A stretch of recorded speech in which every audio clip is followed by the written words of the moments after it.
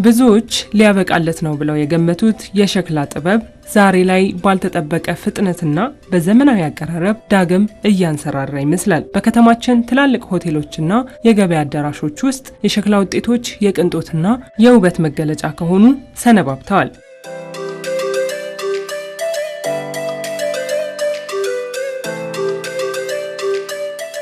ከባህላዊው አሰራር ወጥተው በዘመናዊ ዲዛይን እየተቀረጹ ያሉት የሸክላ ምርቶች የአምራቾችንም ሆነ የገዢዎችን ቀልብ እየሳቡ ነው። ቀደም ሲል ሸክላን ስናስብ የሚመጣልን የገጠሪቱ የሀገሪቱ ክፍል ብቻ ነው። አሁን ግን ሁኔታው ተቀይሯል። የዘመኑን ስልጣኔ ተላብሰውም ቅርጽና ይዘታቸውን ቀይረው ወደ የቤታችን በድጋሚ እየገቡ ይገኛሉ።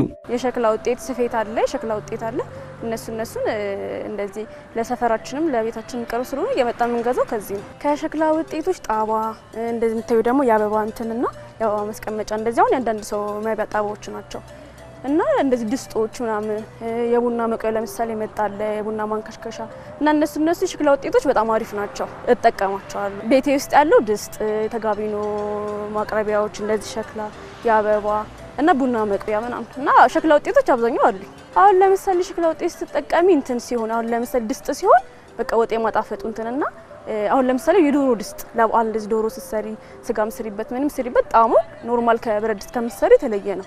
መጀመሪያ የተረሳ ነገር ነው እንጂ ቆንጆ ነው የሸክላ ስራ። አንደኛ በሱ የሚሰሩ ነገሮች የመጣፈጥ እንትን አላቸው። ያው ከጊዜም አንፃር ከሁኔታም አንፃር ካልሆነ በስተቀር ሸክላ አሁን ወጥ ቢሰራበት የማጣፈጥ እንትን አለው። ለምሳሌ ማንደጃ አለ። አሁን የከሰል ውበቱን የጠበቀ በተለያየ መልክ የሚሰራ እነሱን ነው እንጠቀማለን።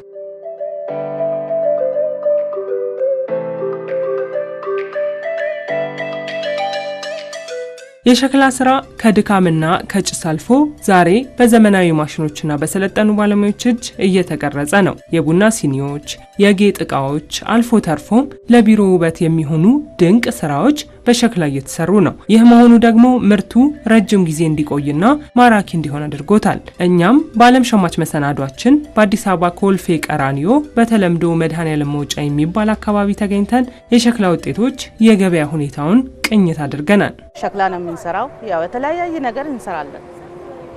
ያው ድሮ ቦታችን ተሰርቶ ነበረ። አሁን ፈርሶብናል። ምድጃ የተለያየ ነገር ምድጃሽ፣ ሴራሚክ ሁሉ ነገር አለ። እኛ ጋር የተለያየ ነገር ሁሉ ነገር አለ። ምንሰራቸው የባህል እቃዎች ሸክላ የተለያዩ ዘመናዊ እና አነስተኛና በተመጣጣኝ ዋጋ ለሆቴሎችም ሆነ ለመኖሪያ ቤት ማቅረብ እንችላለን። ትልልቅ ሆቴሎች ቢመጡ በተመጣጣኝና በሚፈልጉት መልኩ 34 አባል አለ። በቂ ምርትና በቂ አቅርቦት አለ። እኛ ጋር ቢመጡ በተሻለና ከብዛትም ማግኘት ይችላሉ። አሁን በሚፈልጉት ነገር አሁን ለምሳሌ ይሄ ነገር በትልቁ አሰሩልን ካሉ በትዕዛዝ እናሰራለን፣ እናቀርባለን። የሚፈልገውን ነገር መተው በትዕዛዝ ከጠየቁን ማንኛውም ነገር ሄደን እዛዘን ቀን እንሰጣለን፣ እናቀርባለን። አሁን አብዛኛውን ሆቴሎች የሚፈልጉት ብዙ ነገሮች ብዙ እቃዎች አሉ። እነሱም በሚጠይቁበት ሰዓት ዲዛይኑን ያመጡልናል፣ ያሳዩናል። ያንን ዲዛይን ሄደን ቀጨን ያሰርተን አምጥተን ጥሩ ስራ እየሰራን ነው። ሸክላ ስራ በሚገርም ሁኔታ በአሁን ሰዓት ዘመናዊ እቃዎችን እየተካ ነው። ሙሉ እንትኖችን ማለት ነው። ከጆክ ጀምሮ እስከ አበባ ማስቀመጫ፣ ቡና መቁያ፣ ኦቭን ውስጥ መግባት አይቭን የሚችሉ ነገሮችን ሁሉ ተክቶ የሆነስ ሌላውን እንትን ብሎ ባህላችንን ወደ ኋላ አምጥቶት ዘመናዊውን እያስቀረ ባለበት ሁኔታ ላይ ጥሩ እየሄደ ነው። የገበያው ሁኔታ ምንም አይልም፣ ተቀባይነትም አለው። እየተሰራም ነው ያለው። ይሰሩታል፣ እየተሰራ ነው። እኛም ደግሞ አቅርቦት አምጥተን እየሸጥነው ነው እየሄደ። መሶቦች እንደገና እንጀራ ማቅረቢያዎች አሉ እና ድሮ የቀረ አሁን ምን እየሆነ መጥቷል? እየበለጸገና እያደገ መጥቷል። ያንን ተመልክተን እኛም ስራችን አሁን ለምሳሌ ይሄ ወጥ ማቅረቢያ ነው። ወጥ ማቅረቢያው በፊት በሳህኖች ነበረ የምናቀርበው። አሁን ባህላዊ ምግብ ቤት ብትሄጂ እንደዚህ አይነት ነው የምታገኘው። ይሄ ወጥ ነው የምናቀርብበት። ከወጥ በሸክላ ተሰርቶ ወጥ ነው የሚቀርብበት። አሁን ለምሳሌ ጎመንና ስጋ ለመቀቀል ሰው በብረት ድስት ነው። ይሄ ባህላዊ እንደዚህ አይነት ቀርቧል። በእንደዚህ አይነት ነው የምናካሂደው። ማጨሻዎችም በተለያዩ ዲዛይን በሚፈልጉት አሁን ለምሳሌ ሽሮ ይሄ አሁን ለምሳሌ ለተጋቢኖ ነው ምግብ ቤት በምትሄዱበት ሰዓት እንደዚህ አይነት ምርት ነው ውጤት ነው የምታገኙ። ይሄንን እኛ በትዕዛዝ ነው የምናሰራው። ያለፈውን ነገር እንደ አዲስ እንትን እያለው ይመስለኛል ማለት አስፈላጊነቱ ስለታመነበት አሁን እንደ አዲስ እያነሳሱት ይመስለኛል። ብዙ ሰው ቤታውን ሸክላ ድስቶች አሉ። ያው የተለመደ ጀበና ምናምን የተለመደ ነው። የቡና ማውጫ ማንደጃው አሁን በተለየ ጌጥ በፊት እነዚህ የተለያዩ ነበሩ። አሁን ግን ሸክላው በራሱ ማንደጃው መልኩንም እየቀያየሩ እየሰሩ ያው ስለታመነበት ውበቱም ጭምር ድሮ እናቶቻችን ነበረ እንትን የሚሉት። አሁን ደግሞ በተሻለና ጥሩ በሆነ ሁኔታ ላይ እንትኑ ግብይቱ ራሱ ጥሩ ነው። በዓል በመጣ ሰዓት መስቀል መጣ፣ አረፋ መጣ፣ ሸክላን ነው ሰው ምርጫው እያደረገ ያለው እና ግብይቱም የተሻለ ነው። ተመስገን።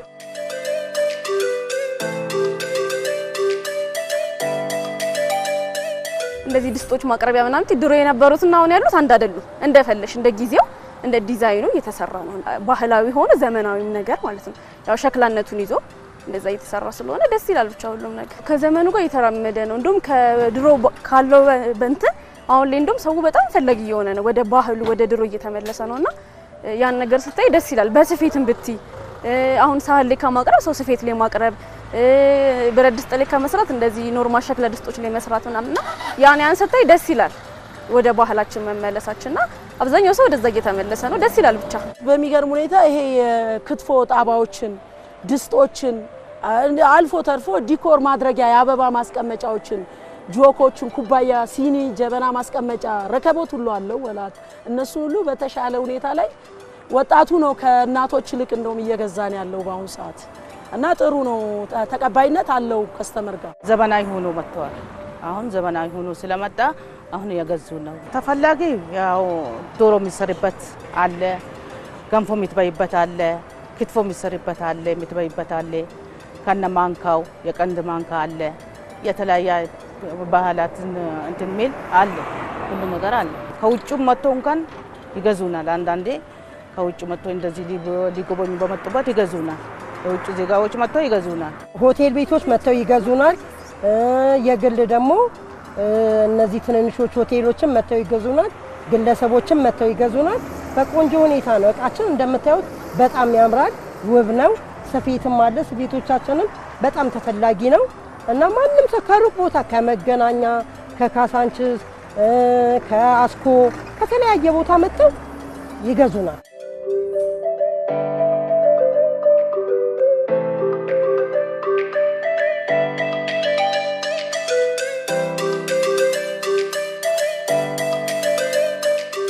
ከ250 ጀምሮ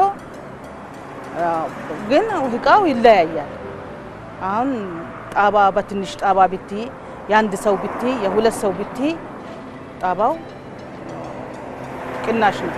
የሁለት ሰው ብቲ የ150 ብር የ200 እና እንደዛ እያለ ነው እየሄደ ነው። ከፍተኛው 350 ብር፣ 450፣ 500 እንደዛ ነው። በሸክላ እግር አለው አለ እግር አለው አለ እሱ አሁን 2000 3000 ይሸጣል። ሸልመንም በዛ ጎል በሚናምን አድርገን ሸልመን እንሸጣለን። አሁን ጣባ አለ 500 ይሸጣል። አሁን ሁለት ዶሮ ሚዝ 2000 አለ። ተማሽቶ ተስተካክሎ ነው የሚሰጥሽ። ጆክ አሁን በባህል የተሰራ ከ700 እስከ 600 ይሸጣል።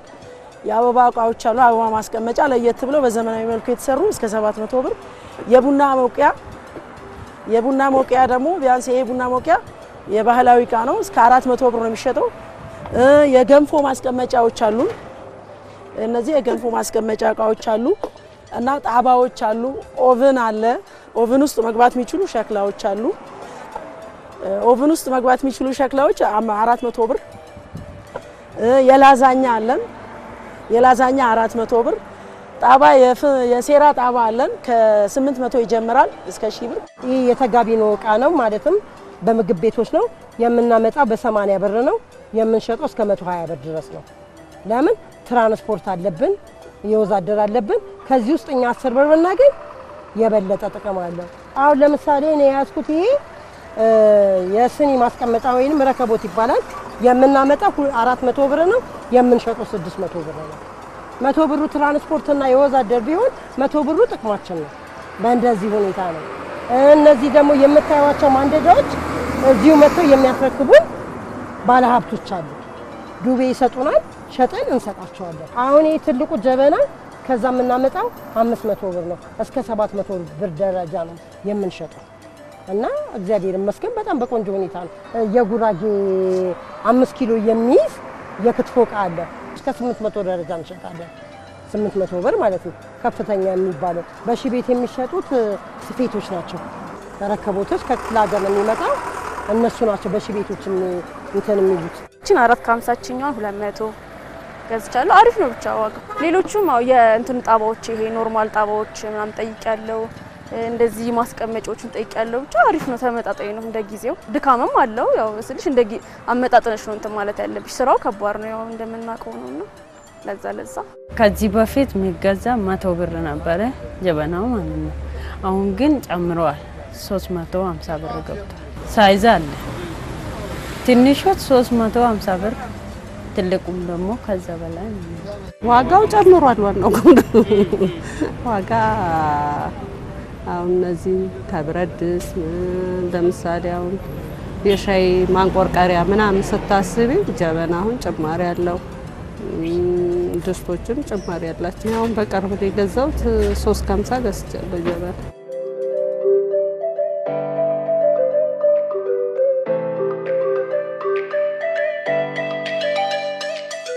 በፊት አፈር በቅናሽ ነበረ የሚገኘው። አሁን አፈሩን እዛ የምንገዛበት አካባቢ አፈሩን በኪሎ ነው የሚገዙት። በኪሎ ገዝተው ሲሰሩ ይጨምራሉ፣ እኛም ከዛ ጨምረን ነው የምናመጣው። አንደኛ ነገር የሚጨምርበት ሁኔታ ጥራት ነው። አሁን ለምሳሌ እኛ ሄደን ከቀጨኔ የምናመጣው በጣም ቆንጆ ዕቃ ነው የምናመጣው። የምታያቸው ድስቶች እነዚህ የአበባ ዕቃዎች ምናምን ከቀጨኔ ነው የምናመጣው። የዋጋ ጭማሪ በጣም አለው። መጀመሪያ ከጀመርንበትና ከአሁን ጋር አንፃር ዋጋ በጣም ጭማሪ አለው። ያው የምናመጣውም ከቀጨኔ ነው። ዋጋም ብዙ ባላንስ ለውጥ የሌለው እኛ ተደራጅተንና ወረዳ ኮልፌ ቀራኒዮ ወረዳ 8 አደራጅቶን ምንም አይነት ክፍያ ስለሌለን ያው በተመጣጣኝ ዋጋ ነው የምንሸጠው። እኛ ጋር ብዙም የዋጋ ጫና የለውም።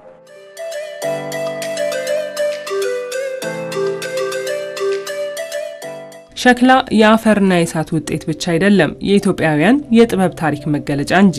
ዛሬ ላይ በዘመናዊ መንገድ መቅረቡ ደግሞ ጥበቡ እንዳይጠፋና ለትውልድ እንዲሻገር ትልቅ በር ከፍቷል። የራሳችንን ጥበብ በማድነቅና በመጠቀም ባህላችንን ማሳደግም ይኖርብናል።